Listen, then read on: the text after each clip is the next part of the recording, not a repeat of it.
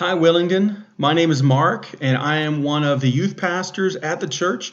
And it's my privilege to be able to share with you a devotional today on a passage that I really like.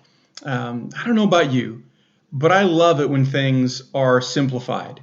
I like it when principles of math are simplified, when technology is simplified, when websites are simplified, or forms that you have to fill out, when they're simplified. I just love it when things are distilled down and simplified. And I actually kind of think that the rest of us like that too. We like to take things that are complex and we like to take them and make them simplified. And today in our text, that's exactly what happens. People are asking Jesus to do just that, to simplify some things. You see, in the Jewish law, it contained over 600 different regulations for the Jewish people to follow. That's a lot of laws to remember. So it was common at the time for teachers of the law, like the Pharisees, the scribes, the Sadducees, rabbis, to try to simplify the law down to fewer and more basic principles. And one day, a teacher of the law, a Pharisee, asked Jesus to do just that, to simplify God's laws. Jesus condensed all of God's teaching into two statements, and that's what we're going to look at today. In Matthew 22, 34 to 40. And it says this: Hearing that Jesus had silenced the Sadducees, the Pharisees got together. One of them, an expert in the law, tested him with this question: Teacher, which is the greatest commandment in the law? Jesus replied, Love the Lord your God with all your heart, with all your soul, and with all your mind. This is the first and greatest commandment. And the second is like it: love your neighbor as yourself.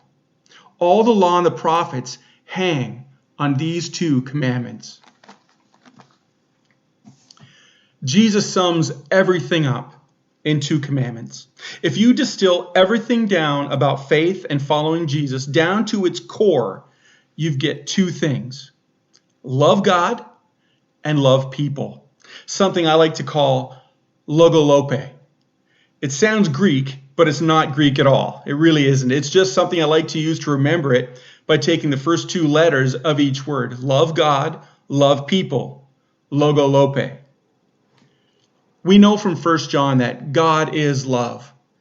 And if we're called to reflect his glory to a world that desperately needs to be rescued by his grace, then we are also called to love greatly as well. We are called to love God greatly with everything we've got, to exalt him above everything else, to lift him up, to honor him and celebrate him in our life. And secondly, we're called to love others greatly.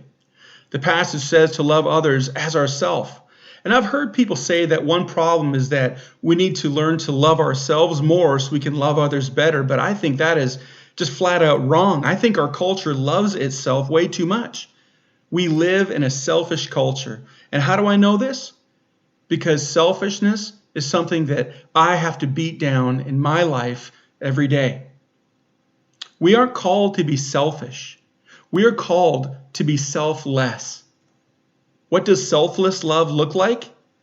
It's a God kind of love. It's a love that seeks. It goes the distance. It gets involved and doesn't just stay in the peripheral. It's honest. It forgives. It's given freely. It's about others. And it flows from the love we receive from God. As followers of Jesus, we're called to love God greatly with everything we've got, and to love others greatly by loving them selflessly. We love because God first loved us. Jesus summed it all up. Logolope.